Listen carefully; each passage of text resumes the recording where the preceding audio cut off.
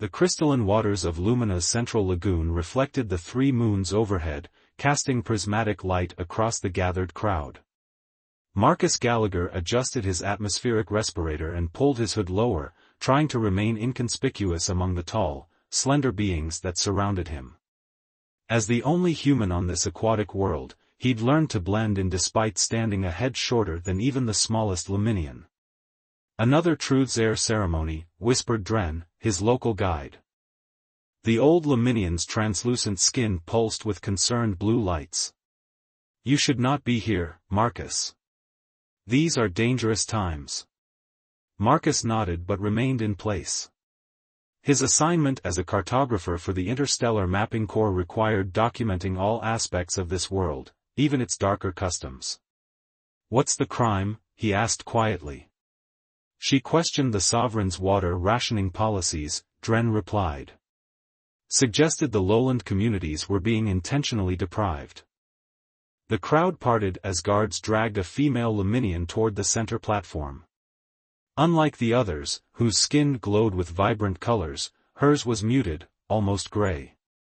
Despite her evident weakness, she held her head high, membranous gills fluttering defiantly at her neck.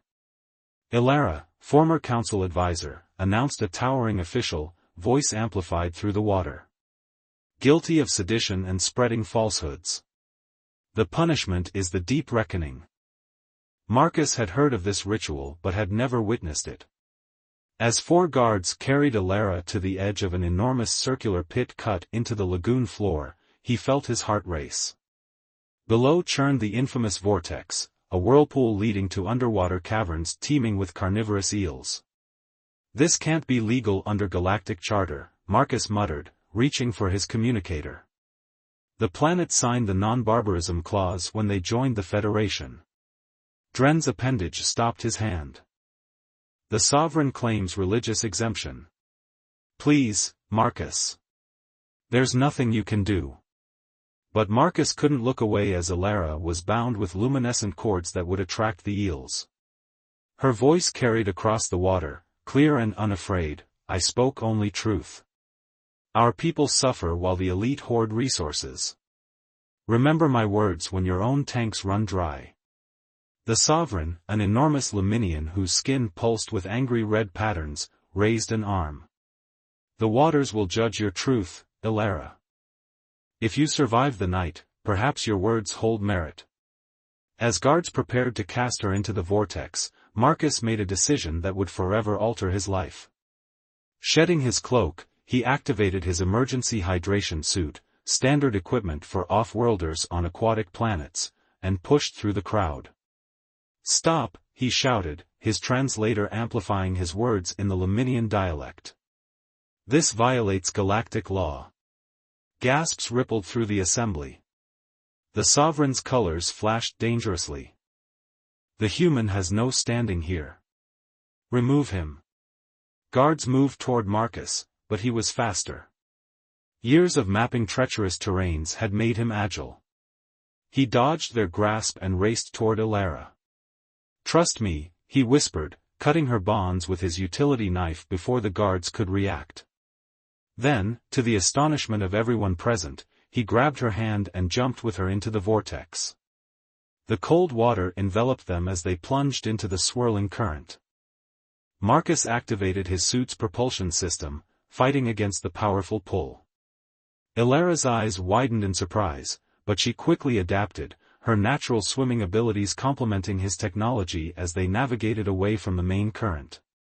Around them, the water began to shimmer with approaching eels, attracted by the severed luminescent cords Marcus had attached to his boots he now released to create a diversion. As they disappeared into a hidden underwater tunnel Marcus had mapped weeks earlier, the last thing he heard was the sovereign's rage echoing through the water, promising retribution against the human who had defied their sacred laws. In the darkness of the tunnel, Ilara's skin began to glow faintly, illuminating their path forward. Without words, they both understood there was no turning back. Two outcasts from different worlds, now bound by a single act of defiance, and the hope for something better. The darkness of the underwater tunnel enveloped Marcus and Alara as they pushed forward against the current. His hydration suit's illumination cast eerie shadows across the jagged rock walls, while Alara's natural bioluminescence pulsed in rhythm with her rapid breathing. They had escaped the immediate danger of the vortex, but Marcus knew the Sovereign's guards wouldn't be far behind. "We need to keep moving," Marcus said, his voice distorted through the water filtration system of his mask. He checked the suit's oxygen levels, still at 73%, enough for several hours if he conserved it carefully. Alara nodded, her large iridescent eyes reflecting the dim light. Her gills fluttered rapidly, processing the increasingly murky water as they ventured deeper into the tunnel system. Though weakened from her imprisonment, she was in her natural element here, gliding through the water with a grace Marcus could never match despite his technological advantages. "You risked everything," she said finally, her translator pendant converting her harmonic vibrations into words Marcus could understand. "Why would you do this for someone you don't know?" Marcus guided them around a sharp corner, consulting the rudimentary map he'd created during previous explorations. "Where I come from, we have a saying, injustice anywhere is a threat to justice everywhere. I couldn't stand by and watch." A sudden tremor shook the tunnel, dislodging sediment from above. The vibrations were familiar to Marcus, sonic probes, the kind used by Luminian security forces to map subterranean passages. "They're scanning for us," Alara whispered, her colors dimming instinctively to avoid detection. "The probes can track bioluminescence." Marcus gestured toward a narrow fissure in the wall he'd noticed during his mapping expeditions. "Through here. It leads to the abyssal shelf, territory even your people avoid." Alara's colors flashed with alarm. "The Maw dwells there. No one returns from those waters." "No one's tried with human ingenuity before," Marcus countered, already squeezing through the opening. "Besides, they'll expect us to head for the surface or the coastal settlements. The deep is our best chance." They emerged into a vast underwater cavern where the water pressure increased dramatically. Marcus felt his suit compensating, the exoskeleton stiffening to prevent compression damage. For Alara, the transition seemed painful but manageable, her flexible body adapting to the crushing depth. The abyssal shelf stretched before them, a stark underwater desert occasionally broken by twisted formations of phosphorescent coral. In the distance, Marcus could make out the edge where the shelf dropped away into true darkness, the legendary maw that featured in so many Luminian cautionary tales. "Listen," Alara said suddenly, her head tilting. The water carried vibrations, the steady rhythm of pursuit. "Elite guards. They're using pressure suits designed for the deep." Marcus consulted his wrist computer, scanning for options. "There's a hydrothermal vent field 2 kilometers east. The temperature differentials create natural sonar disruptions. We might lose them there." They set off across the shelf, staying low to avoid silhouetting themselves against the dim ambient light from above. Halfway to their destination, Alara suddenly seized Marcus's arm, pulling him down behind an outcropping of rock. Seconds later, a massive shadow passed overhead, a patrol skiff equipped with searchlights that swept methodically across the seafloor. "The Sovereign has deployed everything," Alara whispered. "I've never seen this level of response, even for capital crimes." "Maybe it's not just about you anymore," Marcus replied. "A human interfering in their justice system threatens their autonomy within the Federation. They can't afford to let that precedent stand." As the skiff moved on, they continued their journey, more cautiously now. The water grew warmer as they approached the vent field, and Marcus's sensors detected increasing levels of minerals and sulfur compounds. Plumes of superheated water created swirling currents and clouds of sediment, perfect cover, but also dangerous to navigate.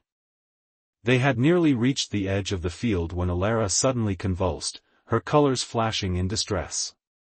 "Something's wrong," she gasped, her translator struggling to convert her pained vibrations. "The water, contaminated." Marcus scanned her with his suit's medical system. Mineral toxicity. Your filtration systems can't handle the concentration. He looked around desperately, knowing they couldn't turn back but seeing no safe path forward. A high-pitched sound cut through the water, the distinctive signature of a targeting sonar. The skiff had circled back and locked onto their position.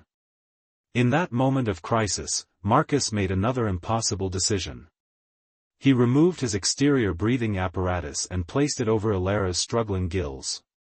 "This will filter the toxins," he explained, already feeling the burn of unfiltered water seeping into his suit. "We need to move now." Dragging Alara into the heart of the vent field, Marcus pushed his suit's propulsion system beyond safe limits. The superheated water created a perfect smokescreen as thermal imaging systems on the skiff would be rendered useless by the temperature variations. Pain lanced through his chest as water continued to seep in, but he maintained his grip on Alara, who was beginning to recover as the filtered oxygen reached her systems. Together they navigated the maze-like structures of the hydrothermal vents, using them as cover while moving steadily toward the one place Marcus believed might offer sanctuary, an abandoned research station he discovered during his mapping of the abyssal zone. As they finally cleared the vent field, the sounds of pursuit had faded. Alara looked at Marcus with new understanding in her eyes. Twice now he had risked everything for her, a stranger from another world. She carefully removed the breathing apparatus and returned it to him, her touch lingering for a moment on his hand. "Your kind truly are different," she said softly. "Perhaps that's what the Sovereign fears most." Through the pain and exhaustion, Marcus managed a smile. "We're stubborn that way," he replied, pointing toward a faint silhouette in the distance, the research station that represented their only hope of survival in the hostile depths. The abandoned research station loomed before them, a peculiar structure that seemed both alien and familiar to Marcus. Built as a joint venture between humans and Luminians before diplomatic relations soured, it now stood as a forgotten monument to what cooperation between their species could achieve. Huge transparent domes formed the central living quarters, surrounded by a ring of pressurized laboratories. Luminescent algae had colonized much of the exterior, giving the station an ethereal glow against the abyssal darkness. Despite years of abandonment, emergency systems still functioned on minimal power, drawn from the thermal vents below. "I never believed it actually existed," Alara whispered as they approached. "The Deep Haven project was declared a failure and erased from our historical records." Marcus nodded, guiding them toward an airlock he'd discovered during previous explorations. "Earth's archives still mention it. The official story was that environmental challenges made it unsustainable, but my research suggests political motives." The airlock activated at their approach, ancient machinery groaning to life. Water drained from the chamber as they entered, and Marcus finally removed his damaged hydration suit, wincing as the atmosphere regulators kicked in. His skin was raw in places where contaminated water had seeped through, but the station's sensors were already adjusting oxygen and pressure levels to accommodate both species.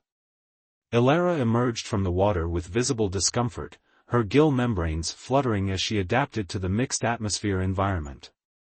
The station had been designed for amphibious Luminians to work alongside humans, with sections that could transition between aquatic and terrestrial conditions. "You need medical attention," she said, noticing the chemical burns on Marcus's arms and neck. "So do you," he countered, gesturing to the fading gray patches on her skin, signs of severe stress in her species. They made their way to the medical bay, where automated systems still functioned. As diagnostic scanners assessed their injuries, Marcus activated the station's defense protocols, engaging camouflage systems and disrupting sonar signatures. It wouldn't hide them forever, but it bought them time. Under the soft blue lights of the regeneration chamber, they began to recover. Marcus applied healing compounds to his burns while Alara submerged partially in a mineral bath designed to restore bioluminescent functions. For the first time since their escape, they had a moment to truly see each other. "I realize I never properly introduced myself," Marcus said with a tired smile. Marcus Gallagher, Interstellar Mapping Corps. Ilara Vossarian, she replied, her translator rendering her harmonics into speech. Former hydrological advisor to the Sovereign Council. Former, Marcus noted. What changed? Ilara's colors shifted to deep blues and purples, melancholy, Marcus had learned. I discovered evidence that the Sovereign was deliberately rerouting water reserves away from rural communities, creating artificial shortages to maintain control. When I presented my findings, I was branded a traitor. Marcus nodded grimly. Resource manipulation, the oldest form of oppression in the universe. As the medical treatments worked, they explored the station, finding it remarkably intact. The central database still functioned, containing research data that had never been transmitted back to either civilization. Together, they activated the life support systems throughout the complex, bringing the station back from its dormant state. In the central observatory dome, they stood surrounded by the bioluminescent beauty of Lumina's deep ocean. Strange creatures drifted past the reinforced transplas windows, some curious about the suddenly active structure, others maintaining a wary distance. It's beautiful, Marcus said, watching a school of crystal-finned fish swirl in complex patterns. All this life, thriving without interference. Unlike above, Ilara replied softly. My people were once stewards of these waters, living in harmony with them. The Sovereign caste changed that, reshaping our society to serve their interests. As they talked, Marcus found himself increasingly fascinated by Ilara's perspective. Her understanding of Lumina's complex aquatic ecosystems far surpassed anything in the Federation's databases. Meanwhile, she seemed equally intrigued by his stories of Earth and other worlds he'd mapped. In the station's archives, they discovered the true reason the Deep Haven project had been abandoned. The research had revealed methods to equalize water distribution across the planet, threatening the Sovereign's control over this vital resource.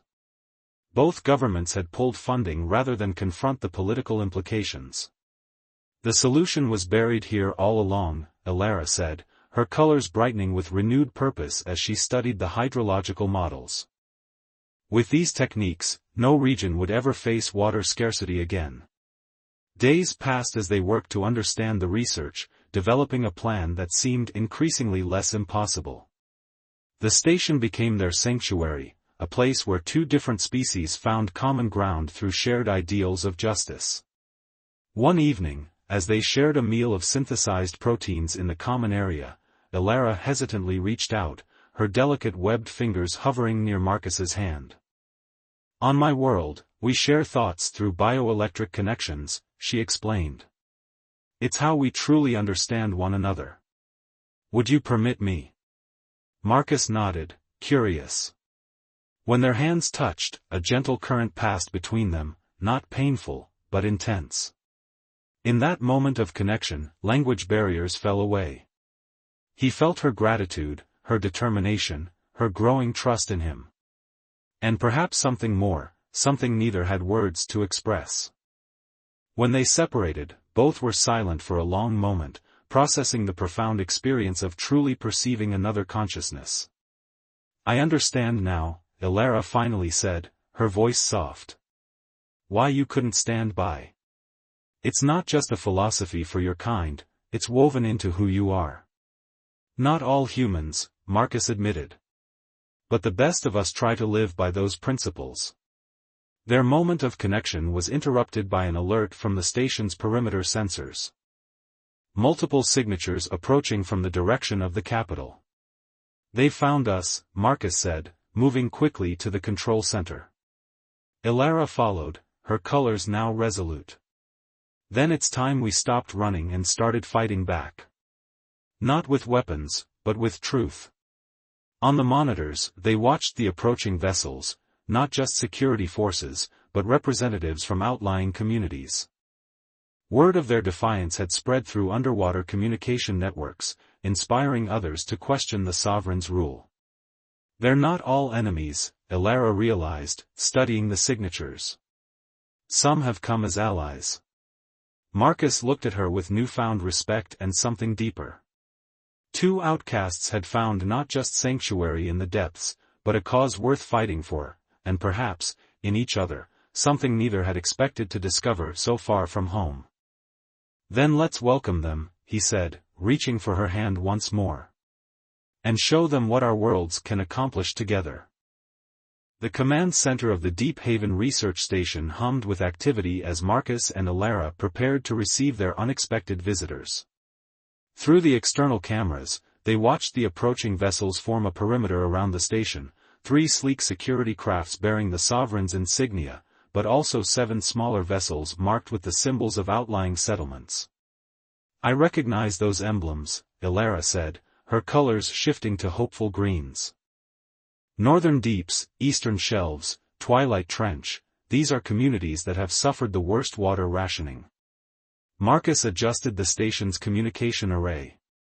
"Let's hear what they have to say before we let anyone inside." The main view screen activated, revealing the stern face of Commander Vex, the Sovereign's head of security. His rigid posture and pulsing red skin patterns broadcast his anger even before he spoke. "Fugitives," he began, "you have committed crimes against the sacred order of Lumina. Surrender immediately, and the human will be deported rather than executed." Before Marcus could respond, another transmission cut in. The screen split to show an elderly Luminian female, her once vibrant skin now pale with age but her eyes sharp with determination. "I am Elder Nixia of the Council of Settlements," she announced. "We have come seeking truth, not vengeance. Ilara Vossarian's claims must be heard fairly." Commander Vex's colors flashed with outrage. "This is sedition.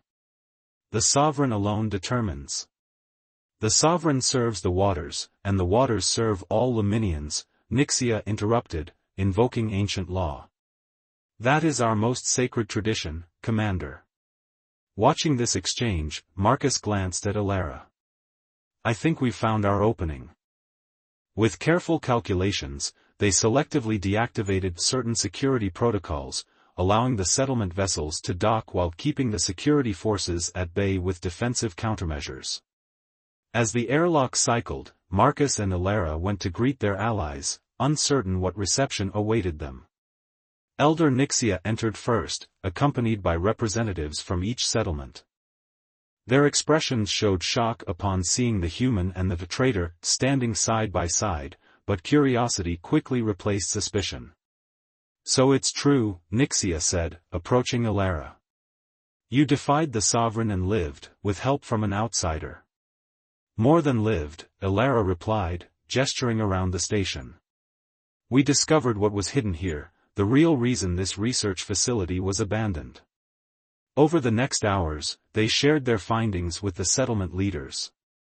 Marcus displayed the hydrological models showing how water had been artificially diverted, while Alara explained the political machinations behind the water rationing.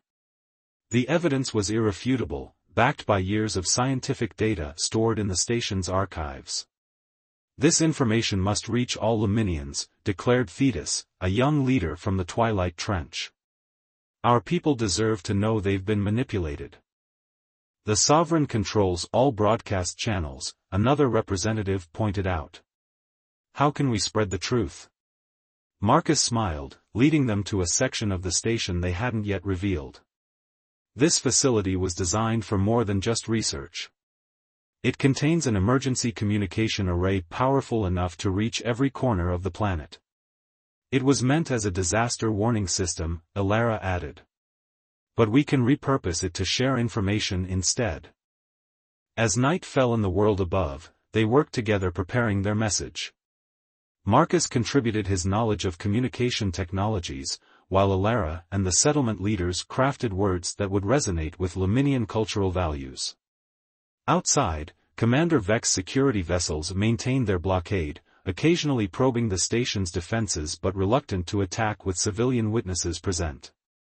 Near midnight, an alert sounded from the perimeter sensors. A massive vessel was approaching, the Sovereign's personal transport, a behemoth that dwarfed the security crafts. "They're taking this seriously now," Marcus observed grimly.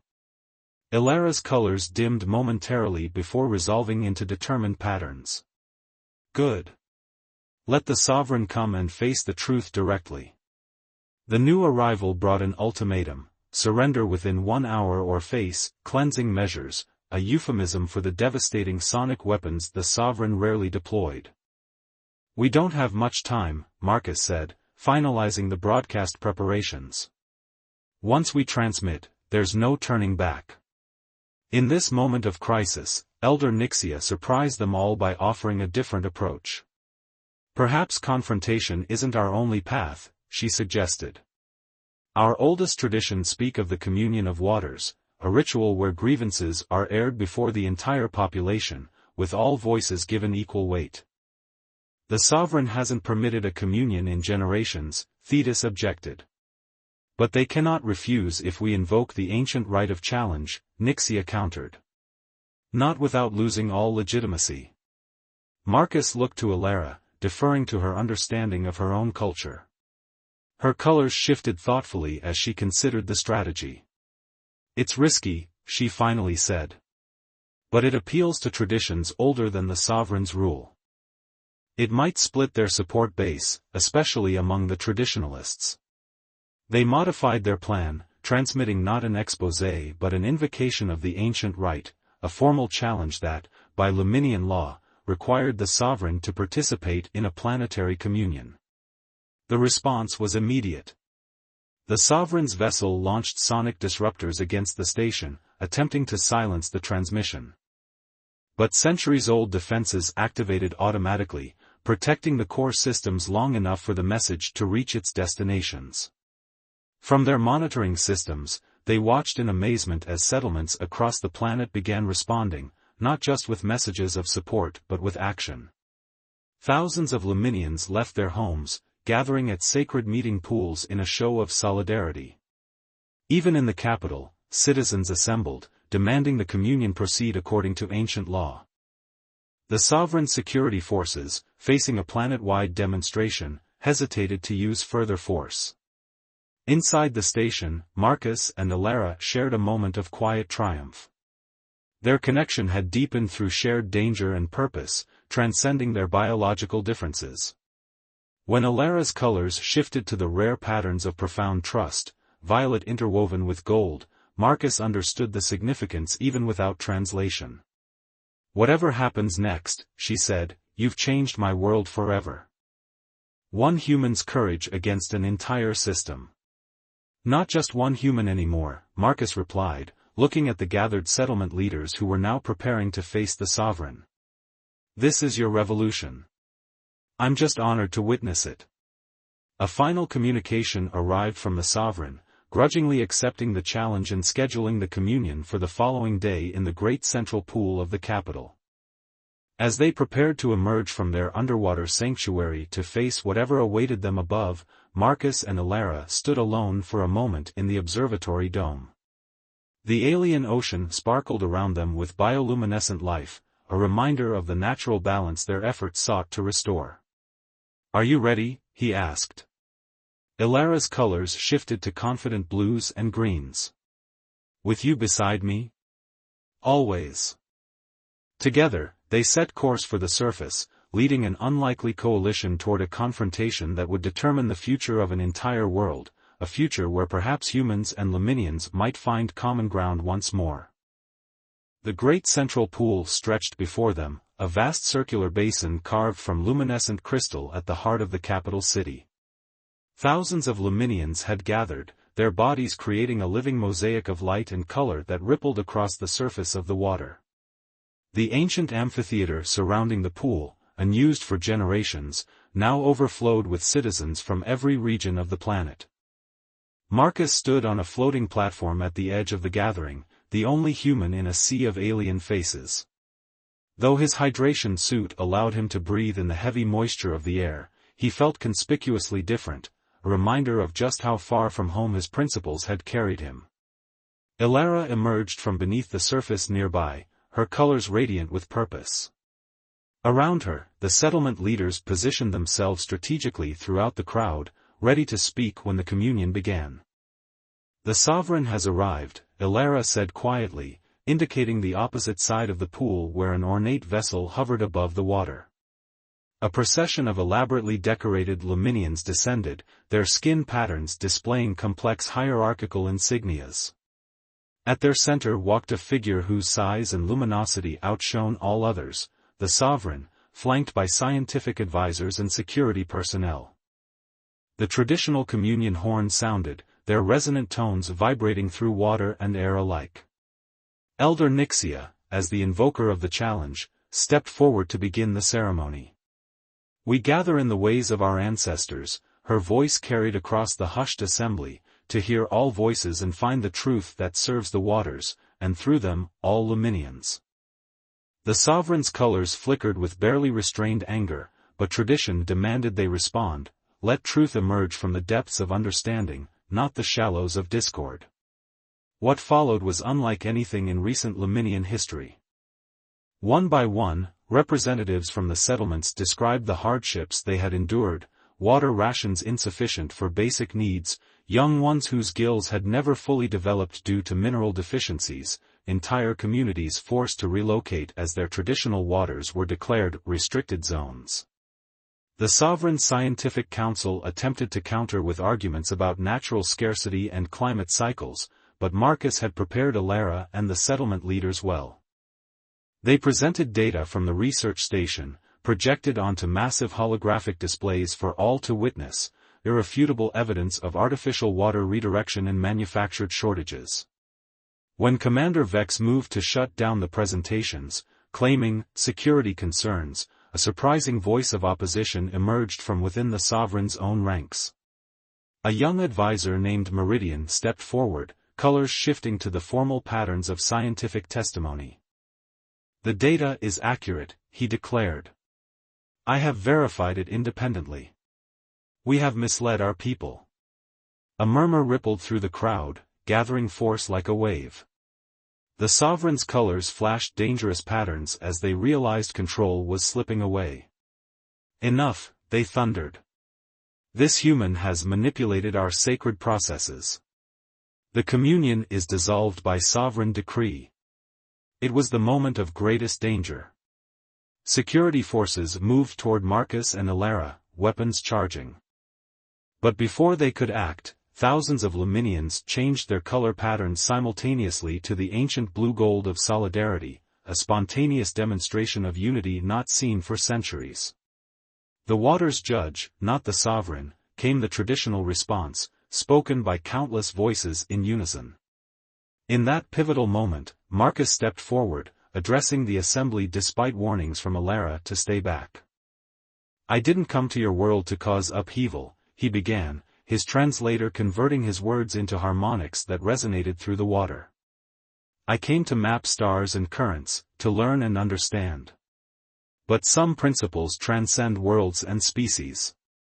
The truth cannot remain submerged forever, it rises, like all of us must rise when faced with injustice."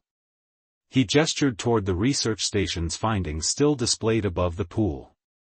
"These solutions don't belong to humans or Luminians, they belong to all who thirst for both water and justice.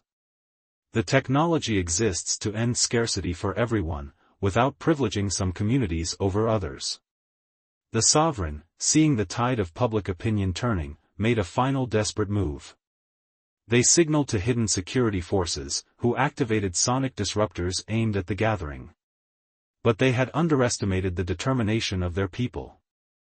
Rather than dispersing in fear, the assembled Luminians dove beneath the surface, their bodies forming a living shield around Marcus, Alara, and the settlement leaders. What happened next would be recorded in Luminian history as the harmony of voices. From underwater, a resonant harmonic began, thousands of Luminians vibrating at frequencies that neutralized the sonic weapons. The sound grew, becoming a physical force that compelled attention and respect. When the waters stilled again, the sovereign stood alone, their supporters having withdrawn in the face of such unified opposition. For the first time in living memory, their colors showed uncertainty. Elder Nixia seized the moment, proposing a resolution that echoed ancient governance traditions: a new Council of Waters, with representatives from all regions, would implement the equitable distribution systems developed at the research station. The sovereign would retain ceremonial status but surrender control of resource management. The vote that followed was decisive. Even many from the capital joined the settlements in supporting reform, their colors changing to show their allegiance to the greater good over privilege. As twilight descended on Lumina, turning the 3 moons into silver discs above the now peaceful assembly, Marcus and Alara found themselves at the center of celebration rather than persecution. The newly formed council immediately granted them amnesty and requested their continued assistance in implementing the hydrological reforms. Later, standing on a quiet balcony overlooking the capital's illuminated waterways, Marcus and Alara had their first moment alone since the revolution began. "Your mapping mission is probably overdue," Alara said, her colors shifting to patterns Marcus had come to recognize as complex emotion, hope tinged with uncertainty. "The Corps will understand," he replied, gazing out at the transformed world before them. "Some maps are worth taking time to get right." Alara's translator struggled to convert her next harmonics, finally rendering them as, "And what of us? We come from different worlds, breathe different elements. Is there a map for that journey?" Marcus smiled, reaching out to touch her luminescent skin gently. The bioelectrical connection between them formed instantly, conveying what words in either language could not fully express: commitment, affection, and the willingness to navigate uncharted territory together. "I've made a career of charting the unknown," he said softly. "And I've never seen a more worthwhile expedition." In the months that followed, the Deep Haven Research Station was recommissioned, becoming a center for both scientific advancement and cultural exchange. Marcus transmitted his findings to the Federation, earning both commendation and criticism for his unorthodox intervention. But when offered reassignment, he declined, requesting extended diplomatic status on Lumina instead. The water distribution systems were implemented gradually, bringing relief to drought-stricken communities while teaching sustainable management practices. The sovereign, though diminished in power, eventually found purpose in becoming a champion for Luminian cultural preservation within the galactic community. 1 year after the Great Communion, Marcus stood with Alara at the edge of the vortex, no longer a place of execution but reconsecrated as a memorial to those who had suffered under the old regime. They released luminescent flowers into the current, watching them spiral downward in a beautiful tribute to the past before turning their faces toward the future they had helped create. As 3 moons rose over Lumina's transformed society, their light reflected not only in the waters but in the hope of 2 worlds finding harmony, a testament to the truth that compassion and courage recognize no boundaries, even among the stars. From across the galaxies, word spread of what had happened on this distant aquatic world, how a single act of human defiance had sparked a peaceful revolution, and how 2 different species had found common ground in the universal language of justice. It became known as the Lumina Protocol, a model for intervention that respected sovereignty while upholding fundamental rights. For Marcus and Alara, however, it was simply the beginning of their story, proof that even in the vastness of space, hearts could find each other across the seemingly impossible distances between worlds.